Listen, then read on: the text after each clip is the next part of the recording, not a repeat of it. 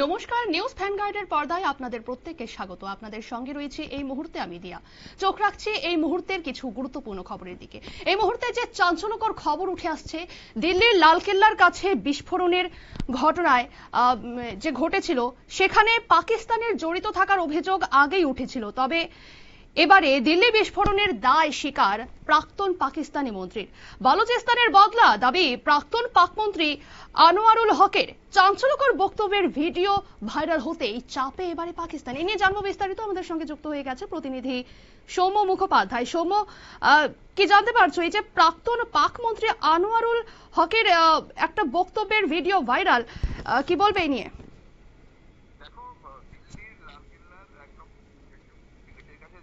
বিস্ফোরণটা হয়েছিল তারপরে জল্পনা শুরু হয়েছিল যে এর পেছনে পাকিস্তানের মদতই রয়েছে।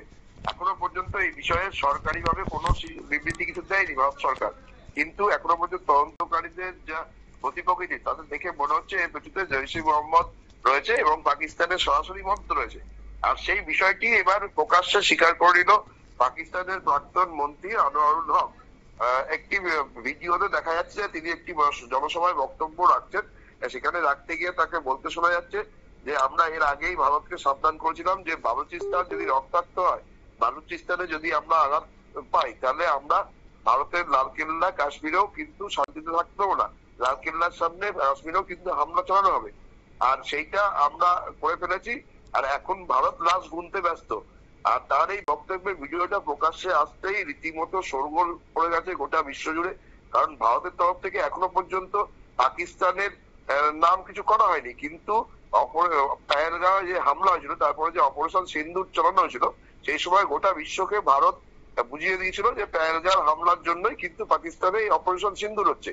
এটা খোলাখুলি সত্যি ছিল, কিন্তু এখনো পর্যন্ত ভারতের তরফ থেকে দিল্লি বিস্ফোরণের ঘটনায় পাকিস্তানের সরাসরি জড়িত থাকার কোনো কথা বলা হয়নি বা এই ধরনের কোনো বিবৃতি দেওয়া হয়নি। কিন্তু পাকিস্তানের প্রাক্তন মন্ত্রী আনোয়ারুল হক একসময় গুরুত্বপূর্ণ মন্ত্রী ছিল।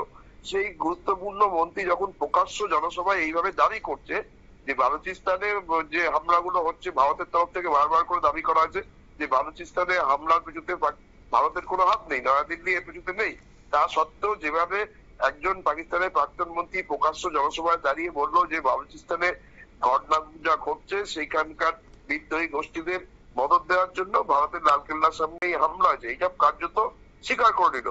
এরপরে এখন দেখা নয়াদিল্লি এর কি ব্যবস্থা নেয়। তবে যেটা এখনো পর্যন্ত খবর পাওয়া যাচ্ছে যে নয়াদিল্লি এইবার যেটা করতে চাইছে সেটা বাগাবাগি ভাবে করতে চাইছে, ফলে সব দিক থেকে আটঘাট বেঁধে রেখে কাজ করতে চাইছে। পাকিস্তানের এই যে প্রাক্তন মন্ত্রীর ভিডিও ভাইরাল হয়েছে, এইটা একটা বড় হাতিয়ার হিসেবে নয়াদিল্লি ব্যবহার করবে উপযুক্ত সময়। কারণ ভারতবর্ষ নরেন্দ্র মোদীর ক্ষমতা আসার পর থেকে একটা জিনিস লক্ষ্য করা গেছে যে যখনই কোনো কিছু এরকম ধরনের ঘটনা ঘটেছে, তার আগে ভারত কি পদক্ষেপ নেবে সেটা গুণাক্ষরও কেউ বুঝতে পারেনি। সার্জিক্যাল স্ট্রাইকের সময় আমরা একই ঘটনা দেখেছিলাম, অপারেশন সিন্দুরের সময় আমরা দেখেছিলাম যে কখন হামলা হবে সেটা কিন্তু ভারত আগে কোনোভাবে গুণাক্ষরে বুঝতে দেয় না। আর পাকিস্তানের এই ভিডিও মন্ত্রীর ভিডিও ভাইরাল হওয়ার পরেই ইসলামাবাদ প্রচন্ড চাপে আছে। কারণ এবার যে আঘাতটা হবে, একটা ওয়্যার চালু হয়ে গেছিল অপারেশন সিন্দুরের সময় থেকেই, সেই একটা ওয়্যার অনুযায়ী ভারত পরিষ্কার বলেছিল যে যদি সন্ত্রাসবাদী হামলা হয় তাহলে সেটা কিন্তু যুদ্ধ অপরাধ হিসেবে গণ্য করা হবে। ফলে ভারত এই পাকিস্তানের প্রাক্তন মন্ত্রীর বক্তব্যের পর ভারতের তরফ থেকে কোনো বিবৃতি বা কোনো পদক্ষেপ না নেওয়া হলেও পাকিস্তান খুব চাপে রয়েছে। যে কোনো মুহূর্তে ভারতের দিক থেকে আক্রমণ আসতে পারে বলেই তারা আশঙ্কা করছে এবং এই জন্য ইতিমধ্যেই তারা 3 সেনাকে সতর্ক করেছে, সে বিভিন্ন জায়গায় তাদেরকে মোতায়েন করছে।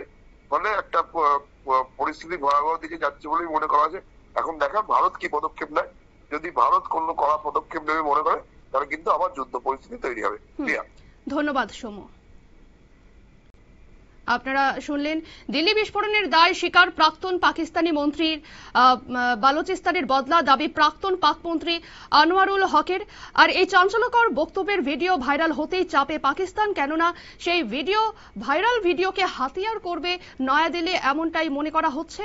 এবং নয়াদিল্লি এবারে কি ব্যবস্থা নেয় সেদিকেই দেখার বিষয়। নিয়ে নিচ্ছে ছোট্ট একটি বিজ্ঞাপন বিরতি, সঙ্গে থাকুন।